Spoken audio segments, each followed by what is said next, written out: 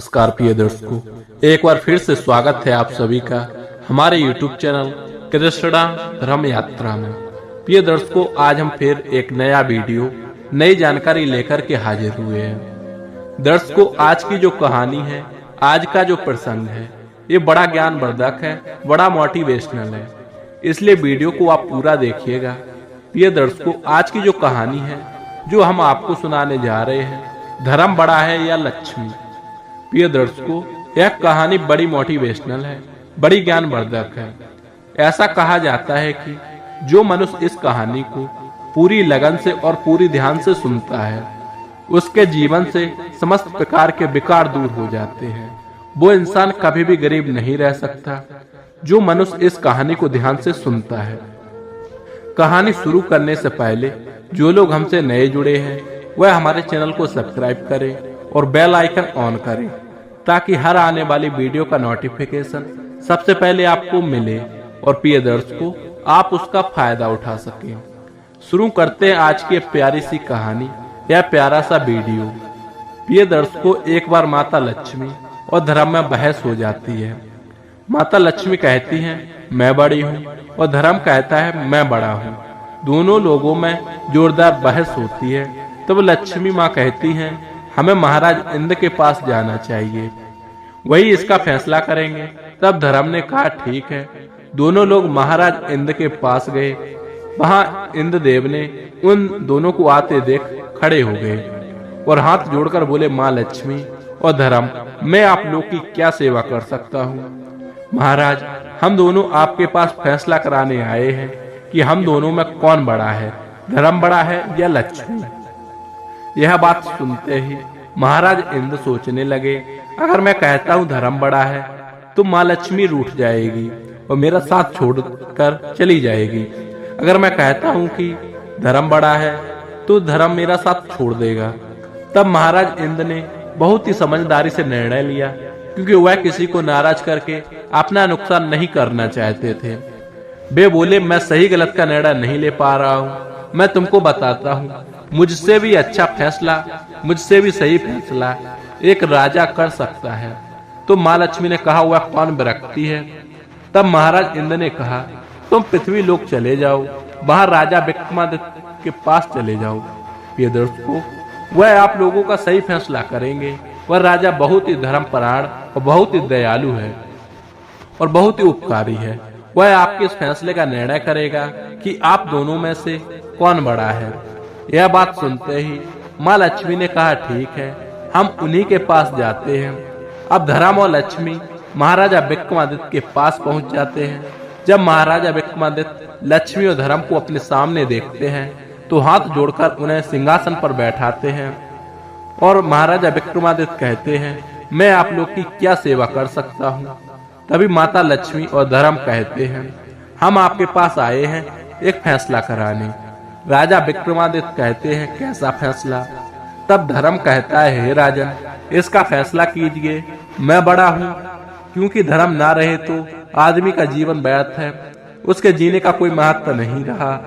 बिना धर्म के मनुष्य कुछ नहीं है, मनुष्य के जीवन पूरी तरह खाली पर आ जाता है अगर धर्म ना रहे तो। फिर माता लक्ष्मी कहती है, मेरे ना रहने से मनुष्य का जीवन नरक हो जाता है, उसे दर दर की ठोकरें खाने पड़ती हैं, उसे गरीबी में जीवन यापन करना पड़ता है, उसे बहुत दुख मिलता है। राजा विक्रमादित्य ने दोनों लोग की बात सुनी और फिर उन्होंने कहा, ठीक है, मैं आप दोनों लोगों की बातों को ध्यान से सुना हूँ और समझता हूँ। इसलिए तब राजा विक्रमादित्य ने सोचा कि अगर मैं माँ लक्ष्मी को मना करता हूँ, कहता हूँ कि नहीं, मुझे धर्म बड़ा है, आप नहीं, तब महालक्ष्मी मेरा साथ छोड़ देगी, मुझसे रुष्ट हो जाएगी। अगर मैं कहता हूँ कि लक्ष्मी बड़ी है, तब धर्म मेरा साथ छोड़ देगा, जो कि मेरे लिए अत्यंत प्रिय है। मेरा धर्म ही मेरे लिए सब कुछ है। तब अंत में आकर महाराजा विक्रमादित्य ने निर्णय सुनाया और कहा कि आप दोनों ध्यान से सुनिए, मेरे लिए धर्म बहुत ही महत्वपूर्ण है, सबसे श्रेष्ठ धर्म है। क्योंकि अगर धर्म ना हो तो व्यक्ति के जीने का कोई महत्व नहीं, उसके जीवन में कोई रस नहीं रहता। अगर धर्म ना हो तो वह मनुष्य पशु समान होता है, उसके मनुष्य योनि में जन्म लेने का कोई फायदा नहीं। एक बार के लिए अगर धन ना हो तो भी आदमी जीवित रह सकता है, वह गरीबी में जीवन यापन कर सकता है। धर्म रहे तो भी मनुष्य सुखी सुखी जो भी कुछ खाकर रह सकता है, अपना जीवन गुजार सकता है। लेकिन अगर धर्म ना हो तो व्यक्ति के जीने का कोई महत्व नहीं है। इसलिए मैं धर्म को चुनता हूँ। मेरे लिए धर्म ही बहुत बड़ा है। राजा विक्रमादित्य की बात सुनकर माँ लक्ष्मी बहुत ही क्रोधित हो जाती हैं और कहती हैं, हे राजन, तुम्हें अपने आप पर बहुत घमंड है। तुमने मेरा अपमान किया है, तुमने धर्म को चुना है, इसलिए मैं तुमसे दूर हो जाती हूँ। आज के बाद तुम कंगाल हो जाओगे। यह कहते ही माँ लक्ष्मी वहां से चली जाती हैं। राजा विक्रमादित्य का साथ छोड़ देती हैं और धर्म महाराजा विक्रमादित्य के साथ हो जाता है। तब कुछ देर में राजा विक्रमादित्य एकदम से कंगाल और गरीब हो गए थे, लेकिन उनका एक घोड़ा और तलवार उनके पास आ गया था। राजा विक्रमादित्य सोचते हैं, मेरा यहाँ रहने का कोई महत्व नहीं, मुझे यहाँ से आगे चलना चाहिए। विक्रमादित्य घोड़े पर सवार होते हैं और तलवार लेकर आगे निकल जाते हैं।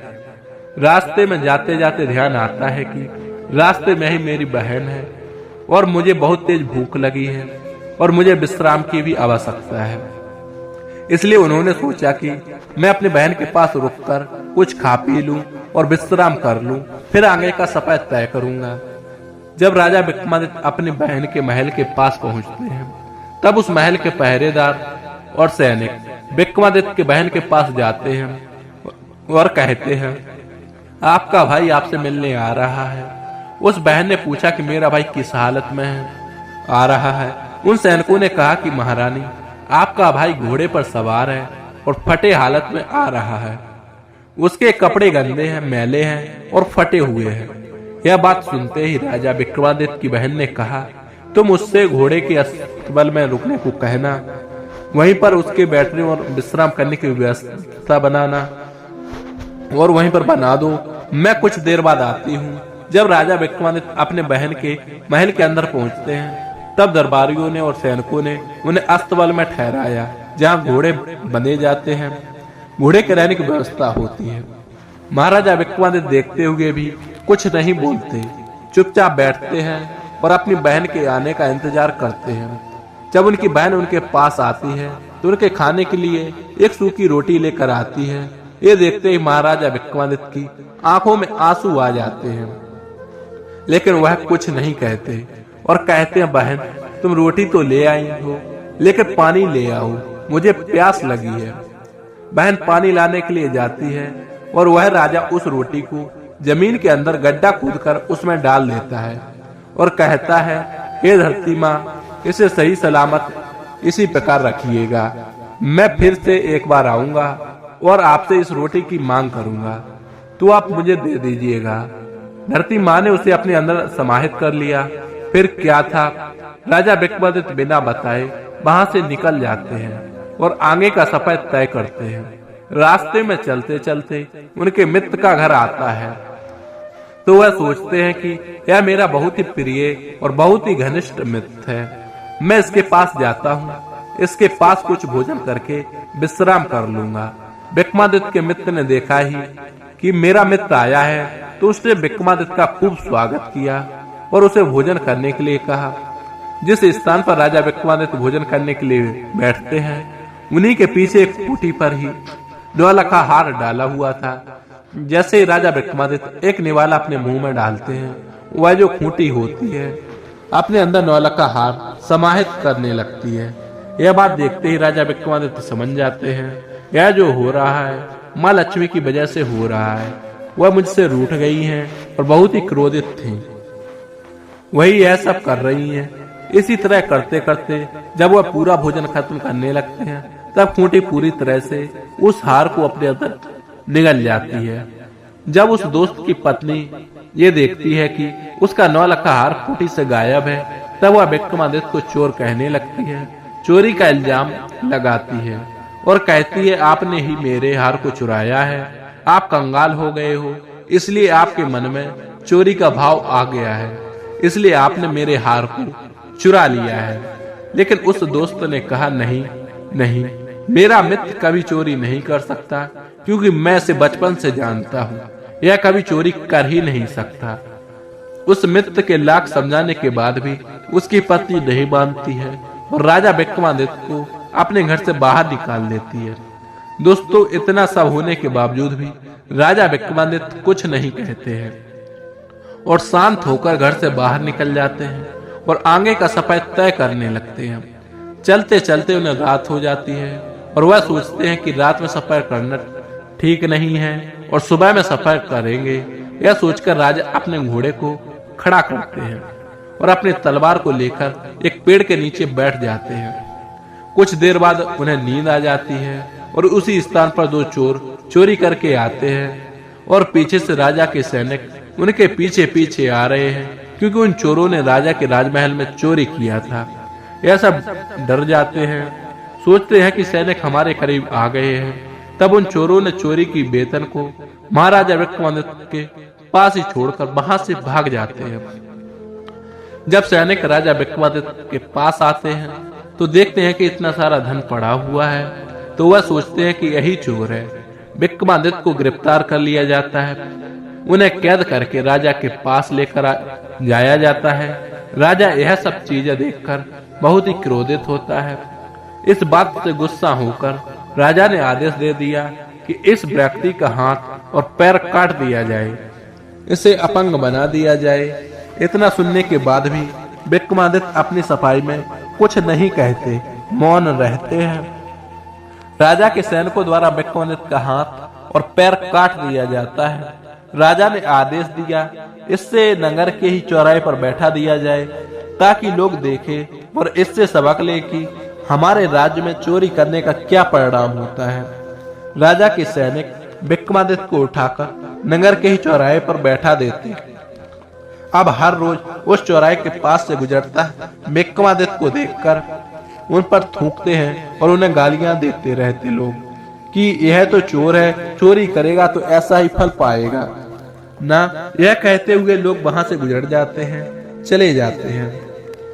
दोस्तों, लेकिन एक दिन की बात है, एक दिन उसी रास्ते से एक ग्वाला मटकी ले जा रहा था।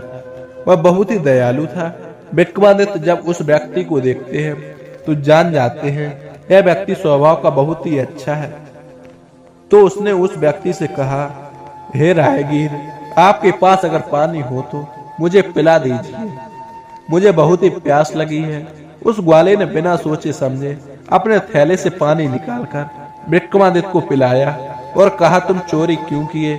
अगर चोरी नहीं किए होते तो ऐसे सजा नहीं मिलती ना। तुम चोरी किए हो, राजा के दोषी हो, फिर भी मैं तुम्हें पानी पिला रहा हूँ। और फिर वहां से चलता बना। जब ग्वाला दूसरे नगर में घी बेचने के लिए जाता है तो उसका घी खत्म नहीं हो रहा था। यह देखकर बहुत ही हैरान होता है कि मैं इतना सारा बेच रहा हूँ, फिर भी मेरे मटके से मेरा घी खत्म नहीं हो रहा है। यह देखकर सोचने लगता है, यह क्या बात है। पूरा दिन का कमाई करने के बाद उसके पास अच्छी खासी रकम हो जाती है और वह अपने घर आता है और अपनी पत्नी से कहता है कि आज बहुत ही विचित्र बात हुई। मैंने राजा द्वारा सजा पाए गए इंसान का मदद किया और पानी पिलाया, तो आज मेरे साथ एक चमत्कार हुआ। मैं जितना भी बेच रहा था उतना ही ज्यादा बढ़ रहा था। मेरे मटके में से घी खत्म ही नहीं हो रहा था। लगता है वह जरूर कोई दिव्य आत्मा है, वह कोई अच्छा पुरुष है। तब ग्वाले की पत्नी ने कहा कि स्वामी, हमारे पास एक भी औलाद नहीं है, हम औलाद के सुख से वंचित हैं। हम लोग इतने बुढ़े हो गए हैं। आप ऐसा करिए कि उस व्यक्ति को हमारे घर लेकर आइए। हम उसे अपना बेटा समझकर, बेटा मानकर उसके साथ जीवन यापन करेंगे। तब ग्वाले ने कहा, तुम्हारी बात तो ठीक है, लेकिन इसके लिए हमें राजा से इजाजत लेनी होगी, उनकी अनुमति लेनी होगी। उसकी पत्नी ने कहा, वह बेचारा हाथ पैर से अपंग है, हम लोग के साथ रहेगा तो उसका भी मन बहला रहेगा और हमें भी अपने पुत्र का होने का अनुभव प्राप्त होगा। तब उस ग्वाले ने अपनी पत्नी की बातों को सुनते हुए राजा के पास जाता है और कहता है, महाराज, आपने जिस अपराधी का हाथ पांव काटकर चौराहे पर बैठा दिया है, मैं उसे गोद लेना चाहता हूँ, मैं उसे अपने साथ ले जाना चाहता हूँ।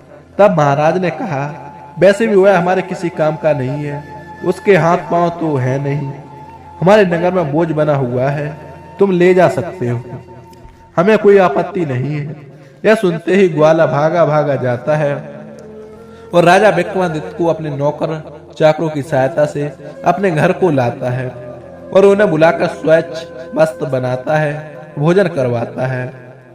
कहता है, आज से तुम मेरे पुत्र रहोगे, हमारा कोई संतान नहीं है, हम बूढ़े हो चुके हैं, कम से कम बुढ़ापे में ही हमें संतान का सुख मिलेगा, इसलिए मैं तुम्हें अपने पास लाया हूँ। क्या तुम्हें मेरा बेटा बनना स्वीकार है? राजा विक्रमादित्य ने कहा, मुझे आपका पुत्र बनना स्वीकार है। राजा विक्रमादित्य उस ग्वाले के पास उसके लड़के के रूप में रहने लगते हैं। प्रिय दोस्तों, कुशीनगर के राजा की जो पुत्री थी वह बहुत ही विदुषी और बहुत ही दूरदर्शी थी। वह जब भी गाया करती थी दीपक जल जाया करते थे, इसलिए हर समय को वह गाना गाती, गीत गाती तो पूरे नगर में दीप जल जाते हैं और रात्रि हो जाती। तब सबके सोने का समय होता है तो वह राजकुमारी गीत गाकर फिर से बुझा दिया करती। लेकिन यह सब चीजें राजा विक्रमादित्य देख रहे थे। उन्होंने भी गाना गाकर दीपक जला दिया। यह सारी चीजें वह राजकुमारी देखती है तो वह समझ जाती है कि दीपक को जलाने वाला और कोई नहीं, राजा विक्रमादित्य हो सकते हैं। वह इस नगर में है, यह सोचकर वह राजकुमारी बहुत ही प्रसन्न होती है। इसी तरह कुछ दिन बीत जाते हैं तो राजा अपनी पुत्री का स्वयंवर कराता है। दूर दूर से राजा महाराजा राजा के पास आए होते हैं स्वयंवर के लिए, और उसी समय ग्वाले को आदेश दिया था कि हमें 100 मटके घी चाहिए, तुम उसकी व्यवस्था करो। अब ग्वाला बहुत ही धर्म संकट में पड़ता है कि राजकुमारी का स्वयंवर है, घी के दीपक जलाने हैं, बहुत सारे पकवान बनाना है, 100 घड़े घी चाहिए, मैं कहां से इतना इंतजाम करूंगा। तब राजा विक्रमादित्य कहते हैं, आप परेशान मत होइए, यह सब मुझ पर छोड़ दीजिए, मैं इंतजाम कर दूंगा। तुम्हारे पास हाथ पैर नहीं है, तुम कैसी व्यवस्था करोगे, कहाँ जाओगे, कहाँ से लाओगे। विक्रमादित्य कहते हैं, पिताश्री मैंने कहा ना, आप मेरे ऊपर छोड़ दीजिए, आप निश्चिंत हो जाए। राजकुमारी के स्वयंवर में मैं भी जाना चाहता हूँ। जब घी का इंतजाम हो जाएगा कल जाते वक्त आप मुझे लेकर चलिएगा। राजा विक्रमादित्य ने कहा है, पिताश्री आप महाराज से कह दीजिए कि वो 100 घड़े भिजवा दे, घी का सारा इंतजाम व्यवस्था हो जाएगा। राजा के महल से उसके नौकर 100 घड़े लेकर आते हैं और विक्रमादित्य को दे देते हैं। जब रात्रि का समय होता है तो विक्रमादित्य अपने तपोबल और शक्ति से उन घड़ों में घी भर देते हैं। जब सुबह होता है ग्वाला देखता है कि इतना सारा घी तो बहुत प्रसन्न होता है। तब वह जान जाता है यह मेरा पुत्र बहुत ही दिव्य है। ग्वाले ने खुशी खुशी सबों को राजा के पास भिजवा दिया। ग्वाला राजकुमारी के स्वयंवर में जाने के लिए तैयार होने लगता है और अपने पुत्र को भी तैयार करता है। राजा विक्रमादित्य को नहलाता धुलाता है, स्वच्छ और सुंदर वस्त्र पहनाता है और अपने साथ और अपने नौकर चाकरों की सहायता से विक्रमादित्य को अपने साथ ले जाता है। उस राज दरबार में दूर दूर से राजकुमार राजा महाराजा आए हुए थे। सब सिंहासन पर आसीन थे, लेकिन जो राजा विक्रमादित्य थे किसी एक कोने में बैठे हुए थे। जब स्वयंवर का समय आता है तब राजकुमारी उस महल में बढ़ती है, हाथ में जयमाला लिए हुए राजा विक्रमादित्य का तलाश करने लगती है और सोचने लगती है, विवाह करूंगी तो उन्हीं से करूंगी। मैंने उनका गाना सुना, वह इसी नगर में है, अगर इसी नगर में है तो स्वयंवर में जरूर आए होंगे। यह सोचते हुए राजकुमारी उनकी तलाश करने लगती है, लेकिन उन्हें राजा विक्रमादित्य कहीं नहीं दिखते हैं। फिर उनकी नजर कोने में पड़े एक व्यक्ति के पास जाती है। उस व्यक्ति के चेहरे और शरीर से अलग ही आभा प्रकट हो रही है। वह राजकुमारी समझ जाती है यही है राजा विक्रमादित्य। बिना कुछ सोचे समझे राजकुमारी जयमाला लेकर आगे बढ़ती है, विक्रमादित्य के गले में पहना दी, उन्हें अपना पति चुन लेती है। उस दरबार में आए हुए राजा महाराजा देखते हैं और महाराजा से कहते हैं, महाराज आपने हमारा अपमान किया। अगर आपको पता ही था कि आपकी पुत्री एक अपंग एक अपाहिज से शादी करने वाली है, उससे विवाह करने वाले हैं, तो आप हमें यहाँ पर क्यों बुलाए? आप हमारा अपमान किए यहाँ बुलाकर। तब राजा ने कहा, दूर दराज से आए हुए सभी राजाओं राजकुमारों से विनती किया और हाथ जोड़कर कहा, हमें माफ करिए, मुझसे गलती हो गई। अब क्या किया जा सकता है? यह नियम है कि राजकुमारी जिसके गले में वरमाला डाले तो उसी के साथ विवाह किया जाता है। आप लोगों से क्षमा चाहता हूँ, राजकुमारी का विवाह राजा को विक्रमादित्य से ही करना पड़ता है और उसी के साथ उसके ससुराल जाना पड़ता है। उस ग्वाले के घर चले जाते हैं और रहने लगते हैं। एक दिन राजा विक्रमादित्य कहते हैं, मुझे हिरण का मांस खाने का मन हुआ है, तुम अपने भाइयों से हिरण का मांस लेकर आओ। यह सुनते ही राजकुमारी का मन नहीं होता कि वह अपने भाइयों से कुछ मांगने के लिए जाए, लेकिन अपने पति की इच्छा का मान रखते हुए वह अपने और भाभी से कहती है, मुझे हिरण का मांस खाने की इच्छा हुई है, आप मुझे लाकर दे दीजिए। राजकुमारी अपने पति का नाम नहीं लेती है क्योंकि मेरे पति का अपमान किया जाए, इसलिए वह अपने लिए कहती है कि मुझे हिरण का मांस खाने का मन कर रहा है। यह बात सुनते ही राजकुमारी की भाभियां उसकी खिल्लियां उड़ाने लगती हैं। अगर ऐसी बात है तो तुमने अपाहिज व्यक्ति को क्यों चुना? तुम्हें किसी अच्छा पुरुष से शादी करना चाहिए था। यह बात सुनते ही राजकुमारी वापस चली आती है और अपने पति से कहती है, मैं अपने घर गई थी, मुझे ऐसी ऐसी बातें सुनने को मिली हैं। तब राजा विक्रमादित्य ने कहा, ठीक है, कोई बात नहीं, वापस अपने भाइयों के पास जाओ और कहो मेरे पति का घोड़ा और तलवार मुझे दे दीजिए।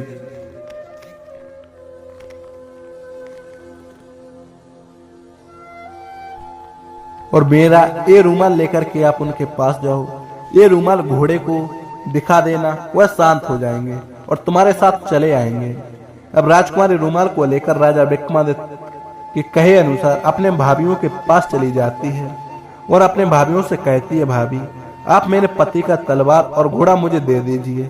तब उस राजकुमारी की भाभी सोचती है कि वैसे भी उस तलवार और घोड़े ने आतंक मचाया हुआ है, जीना मुश्किल कर रखा है, इससे अच्छा है इस राजकुमारी को दे देती हूँ। मुझे बहुत ही खुशी होती है, वो खुश हो जाएंगे। जब उस घोड़े और तलवार के पास राजकुमारी को ले जाया जाता है तब वह देखती है वह तलवार का उसके ऊपर टूट पड़ता है। घोड़ा भी उछल उछल कर लगदी मारने लगता है। राजकुमारी को अपने साथ रूमाल लाई थी, उसे दिखा देती है। वह देखते ही तलवार और घोड़े शांत हो जाते हैं और राजकुमारी के साथ चले जाते हैं। घर आने के बाद उसने कहा कि मुझे इस घोड़ा पर बैठा दिया जाए, मैं खुद शिकार करने जाऊंगा। तो तभी रानी बोलती है, तुम कैसी बातें कर रहे हो, तुम्हारा हाथ पांव नहीं है और तुम घोड़े के पास कैसे जाओगे, कैसे शिकार करोगे? विक्रमादित्य ने कहा, पिताश्री कृपया कर अन्य लोगों की सहायता से मुझे घोड़े पर सवार करवाइए, आप अपने बेटे की जिद के आगे झुक जाइए। ग्वाले को झुकना पड़ा। उसने अपने नौकर चाकर और स्वयं राजा विक्रमादित्य को उठाकर उस घोड़े पर बैठा दिया। तो राजा विक्रमादित्य सही सलामत हैं, उनका हाथ पैर आ चुका था, वो फिर से स्वस्थ हो चुके थे। यह चमत्कार देखते उनकी आंखों पर विश्वास नहीं होता है। जैसे ही राजकुमारी अपने पति से पूछने को बढ़ती है कि यह कैसे हुआ, यह क्या चमत्कार है, उससे पहले ही राजा विक्रमादित्य ने कहा, मैं पहले शिकार करके आता हूँ, उसके बाद बताऊंगा यह कैसे हुआ। राजा विक्रमादित्य शिकार करने के लिए एक जंगल में चले जाते हैं। शिकार करने के बाद बहुत से जानवर का कान और पूंछ काट लेते हैं और उन्हें वहीं पर छोड़कर वापस चले आते हैं। और उसी जंगल में उसी दिन राजकुमारी के भाई भी शिकार करने के लिए गए थे। वह देखते हैं किया कराया शिकार पड़ा है, ताजा ताजा शिकार है, तो उनका मन मचल जाता है। वह बहुत ही प्रसन्न होते हैं। बिना शिकार के उन्हें शिकार मिल गया, वे उसी शिकार को उठा लेते हैं और आगे बढ़ जाते हैं। राजा विक्रमादित्य शिकार करके अपने घर वापस आते हैं। अपनी पत्नी को मेरा हाथ पैर कैसे वापस आ गया, कैसे ठीक हो गया, उन्होंने कहा, मेरा घोड़ा और तलवार मेरा धर्म है, इन्हीं की वजह से मेरे हाथ पैर वापस से सही हो गए हैं और मेरा नाम विक्रमादित्य है, मैं एक राजा हूँ। यह बात सुनते ही ग्वाला राजा विक्रमादित्य के पैर में गिर पड़ा और कहने लगा, मुझे माफ करिएगा, मुझसे जो भी गलती हुई मुझे माफ कर दीजिएगा। राजा विक्रमादित्य कहते हैं, आपकी कोई गलती नहीं है, आपने तो मेरे से अच्छा व्यवहार मेरे साथ किया है, मुझे अपना बना के रखा। उसके बाद राजा विक्रमादित्य ने अपनी पत्नी को एक बार फिर से अपने भाइयों के पास जाओ और कहो कि मेरे भाइयों द्वारा जो शिकार करके लाया गया है मुझे उसे देखना है, और जब आपकी भाभी उस शिकार को दिखाएं, यह थैले में जो मैं तुम्हें चीज दे रहा हूँ उसे वहां पर पलट देना और मेरे बारे में बताना। यह कहते हैं और राजकुमारी अपने भाभी के पास चली जाती है और कहती है, भाभी आज भैया ने जो शिकार करके लाया है मैं उसे देखना चाहती हूँ। इसमें क्या बड़ी बात थी? तेरा पति तो शिकार कर नहीं सकता, तो मेरे पति द्वारा किया गया शिकार देखकर ललचा लो। उस राजकुमारी की भाभी ने वह सारा शिकार राजकुमारी को दिखा दिया। राजकुमारी ने कहा, भाभी यह शिकार तो, लेकिन इसके पूंछ और कान कहाँ हैं? भाभियां बोली कि मुझे क्या पता कहाँ है। यह सुनते ही राजकुमारी ने जो अपने साथ लाया था उसे पलट देती है। उस थैले में से कान और पूंछ गिर जाते हैं। तब भाभी पूछती है, यह कहाँ से लाया? तो उसने कहा, यह शिकार मेरे पति द्वारा ही किया गया है। तब राजकुमारी वह सारी बातें सुनाते ही और कहती है, मेरा पति कोई आम व्यक्ति नहीं है और राजा विक्रमादित्य है। यह बात सुनते ही भाभियों के कान खड़े हो जाते हैं और यह बात राजा के पास भी जाती है। राजा दौड़े दौड़े अपनी बेटी के पास आते हैं और कहते हैं, पुत्री मुझे माफ कर दो, मुझसे गलती हो गई। हम अपने दामाद को राजमहल में बुलाना चाहते हैं। विक्रमादित्य राजा के पास गए। राजा ने उन्हें प्रणाम किया और कहा, महाराजा मुझसे गलती हो गई। आप इतने धर्मात्मा व्यक्ति और मैंने आपका हाथ पांव कटवा दिया, लेकिन फिर भी मुझे क्षमा कर दीजिए। तब राजा विक्रमादित्य ने कहा, आप लोग की कोई गलती नहीं है। यह जो कुछ भी हुआ है माँ लक्ष्मी की वजह से हुआ है। उन्हीं के रुष्ट होने की वजह से आप लोग की मति मारी गई थी। इसी वजह से इसमें आपका कोई दोष नहीं है। अब फिर क्या था? राजा ने अपने दामाद का बहुत ही सेवा सत्कार किया और अपनी बेटी दामाद को अपने साथ ही कुछ दिन महल में रखा।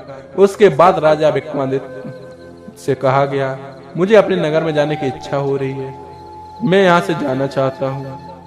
तब राजा ने खूब सारा धन दौलत लाव लश्कर देकर अपनी बेटी को अपने दामाद के साथ विदा किया। रास्ते में आते समय राजा विक्रमादित्य को अपने मित्र का घर मिलता है और अपने मित्र के घर जाते हैं। विक्रमादित्य का दोस्त बहुत ही प्रसन्न होता है और दोस्त की सेवा सत्कार करने के बाद विक्रमादित्य को खाने का आग्रह किया। जब खाना लाया जाता है तब खाना खाते समय पहलाने वाला मुंह में डालते ही खूंटी धीरे धीरे हार वापस देने लगती है। यह देखते ही उसकी पत्नी हाथ जोड़कर बैठ जाती है। कहती है, हमें माफ करिएगा, हमने सोचा आपने हार को चुराया है। कहने वाला का हार तो खूंटी ही निकल गई थी, मुझे माफ करिए, मैंने आपको चोर कहा, आपने घर में निकाल दिया आपको। विक्रमादित्य ने कहा, इसमें आपकी कोई गलती नहीं है। यह जो कुछ हुआ मति भ्रमण के कारण हुआ। लक्ष्मी मुझसे रूठ गई थी इसलिए हुआ है। और अपने मित्र को क्षमा करते हुए राजा विक्रमादित्य विदा लेते हैं। आगे बढ़ते हैं तो उनकी बहन का ससुराल आता है और अपने बहन के ससुराल जाने को कहते हैं। राजा विक्रमादित्य को दूर से आते हुए सैनिक देख लेते हैं और उनकी बहन के पास जाते हैं। कहते हैं, आपका भाई आपसे मिलने आ रहा है। उनकी बहन कहती है कि मेरा भाई किस हाल में आ रहा है। सैनिक कहते हैं कि आपका भाई लाव लश्कर के साथ सजा धजा घोड़े पर बैठकर अपनी पत्नी को लेकर आ रहा है। तब उस रानी ने कहा, मेरे भाई का स्वागत किया जाए, उसे राजमहल में ठहरने का इंतजाम किया जाए। जब राजा विक्रमादित्य अपने बहन के महल में पहुंचते हैं तो उनका खूब आदर सत्कार होता है। उन्हें राजमहल में ठहराया जाता है। राजा विक्रमादित्य अपने बहन का हाथ पकड़ते हैं और उन्हें उसी अस्तबल में ले जाते हैं जहाँ घोड़े बांधे जाते थे और धरती माता से कहते हैं, माँ मैं आपसे अपनी अमानत लेने आया हूँ, कृपया कर आप मुझे मेरी अमानत दें। धरती फट जाती है, उसमें से रोटी निकल आती है। उस रोटी को उठाकर राजा विक्रमादित्य खाते हैं। तुमने मुझे अगली बार आने पर इसी रोटी को खाने को दिया था ना। तब उसकी बहन फूट फूट कर रोने लगती है और कहती है, भैया मुझसे गलती हो गई, मैंने जो आपके साथ व्यवहार किया मुझे क्षमा कर दो। राजा विक्रमादित्य कहते हैं, मैं तुमसे नाराज नहीं हूँ, लेकिन मैं तुम्हें यह बताना चाहता हूँ कि अपनों के साथ कैसा व्यवहार करना चाहिए। अपनों के साथ किसी भी परिस्थिति में उसे किसी भी तरह से व्यवहार गलत नहीं करना चाहिए। यह सुनते ही बहुत ही दुखी होती है। राजा विक्रमादित्य चले जाते हैं तो नगर के मुख्य द्वार पर ही माता लक्ष्मी राजा विक्रमादित्य की प्रतीक्षा कर रही थी।